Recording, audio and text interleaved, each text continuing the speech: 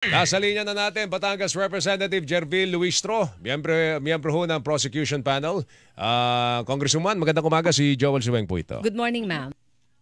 Good morning and thank you for having me in your program. Salamat, ma'am. Good morning po. Nagkatokahan na ho ba kung kanino mapupunta yung mga partikular na kaso? I understand. Pito yun, pito. Pito, no? Di ba, Weng? pitong Actually, hindi pa po. Hindi pa? Opo, we have 7 articles of impeachment. We just had our initial meeting at marami pa pong pagpupulong ang magaganap kung saan yun pong ina-anticipate natin na maa-assign ang bawat article of impeachment sa mga prosecutors ay posibleng maganap. Okay. Wala pa rin pong lead prosecutor, no, ma'am? I wish to understand na we are co-equal prosecutors. Wala po kaming designation at wala po kaming understanding about who is going to lead us. In other words, kami po ay magtutulungan and we will be making equal contribution and representation of the House of Representatives. Ma'am, ang issue ngayon baka daw sa katapusan pa ho ng Hulyo. Masimulan po yung yung impeachment trial matapos po yung ating State of the Nation ng ating Pangulong Bongbong Marcos. Ma'am, ano po ang pagtanggap ng House of Representatives dito, particular ang prosecution panel? Well, sir, in as far as we are concerned, no, we appreciate this as constitutional mandate na gusto namin ma-address kaagad, ma-take agad for the benefit of the Filipino people who are waiting kung ano ba talagang nangyari, most especially with respect to the confidential fund, no? Nonetheless, we recognize the authority of the impeachment court, and that is, of course, the 23 senators who will be sitting as the impeachment court judges. We've heard a lot of various opinions. Merong nagsasabing dapat mag-convene na. Meron namang nagsasabing it should be after election. Nevertheless, the Senate President already pronounced na after SONA. And kami naman po we do recognize the authority and the wisdom of the Senate, which will be sitting as the impeachment court. Pero ma'am, kung kayo po bilang isang batikang abogado, paano niyo po tinitake o tinatanggap at isasakatuparan niyo salitang forthwith, shall forthwith, na dapat na tinatakda po sa saligang batas pagdating po sa pagtalakay ng impeachment complaint? Ang appreciation ko, ma'am, dyan, dapat immediate mag-convene kaagad yung impeachment court, no? At mag-take agad ng oath yung mga judges ng impeachment court who will be the 23 senators. As a matter of fact, if you will examine the constitutional provision, wala namang sinabi doon na during recess ay bawal.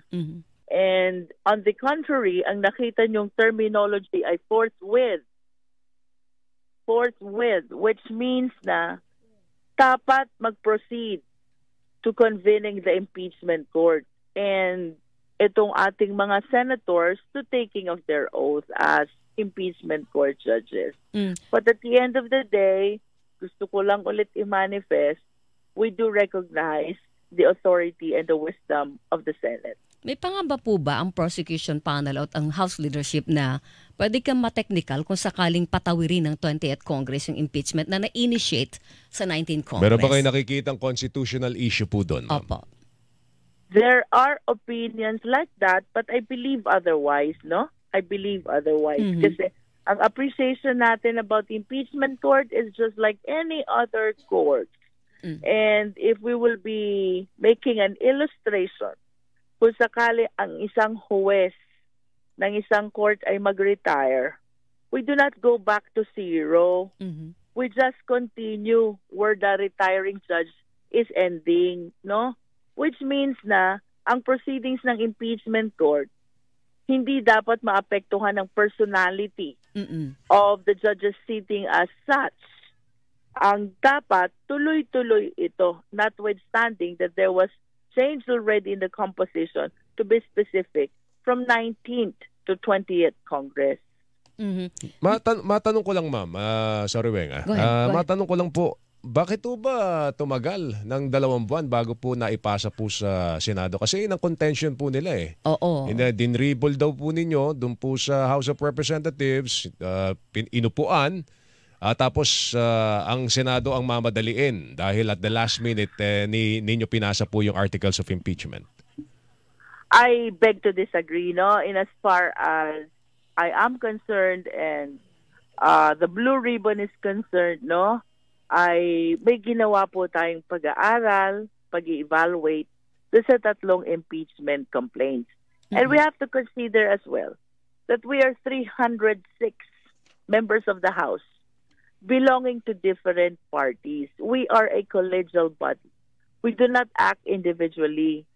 We act as a collegial body, which means na apart from our pag-aaral, we need to come up with our common position. Just like what happened na through the intercession of the political parties, the 215 initial signatories were able to come up with a common position to file the impeachment complaint. So to go back to the question, hindi po natin yan drinibble. What we did is pinag-aralan po natin yung 3 impeachment complaints. The first one is too long, 23 articles of impeachment. The next 2 are too short. And we wanted to incorporate the highlights of the arguments which we can possibly raise during the impeachment trial, no? So, ang nangyari po, pinag-aralan ng mga congressman sa kanila pong paraan until nag-intercede yung mga political party until we are able to come up with our common position, the 215 initial signatories to file the impeachment complaint. And ginawa po yan ng House as a collegial body. Yes. At the back of your mind, alam po ninyo na nandun na yung ora de peligro, Congresswoman, because mag-a-adjourn na po kayo dahil nga for election purposes. Ang hinahabol po natin dyan is before the adjournment of the 19th Congress. Sapagkat unlike the Senate po, ang amin po ay nadi-dissolve because lahat po kami mag-e-end ang term. Unlike yung Senate, may natitira pong 12 senators. So it is our humble submission na hindi po nadi-dissolve ang Congress when the 19th Congress, hindi nadi-dissolve ang Senate when the 19th Congress ends, no? Sa amin po, kapag ka po natapos yung 19th Congress, nadi-dissolve ang Congress as we approach the 20th Congress. That is because the term of all the members of the House ended already. Oh, pero yung thought naman, Congresswoman, na of course yung Congress as a whole, being the Senate and the House, hindi pwede mag-conduct ng business kung ang isa ay dissolved. I wish to believe that as a general rule, yes, but this is an impeachment proceedings, no? Which is different from a legislative action. Kaya it is really my humble submission na pwede. Kasi yung sinasabi natin both must be on session, that is in as far as legislative actions are concerned. Okay, kung totokaan po ma'am kayo, ano ang pipiliin niyo po doon sa 7 articles of impeachment? I am more comfortable with the second article, that is the misuse of confidential funds. Kasi ito yung naimbestigahan natin before the Blue Ribbon Committee, the Committee on Good Government, during the inquiry in aid of legislation. Ma'am, sabi ni Vice Presidente, baka hindi na raw po niya kailangan humarap sa impeachment court. Kayo ba sa House of Representatives Prosecution Panel, nakalagay na agad doon sa plano po ninyo na ipatawag siya at maharapin po sa impeachment trial? In some of my readings, nakita ko dun sa mga previous rules ng Senate, no, na ipapatawag, pahaharapin, no? Pero if I will be considering the normal court procedures at hindi dadating ang Vice President, that can be equated as waiver of her right to be present during the trial. Para po siyang yung sa criminal procedure na supplementary kasi sa impeachment yan. That is my submission, ma'am, no?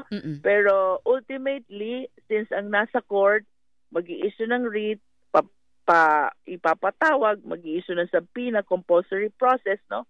Summons to be specific I think it will be up to the impeachment court if as a matter of rule ay i-require nila ang Vice President to be present.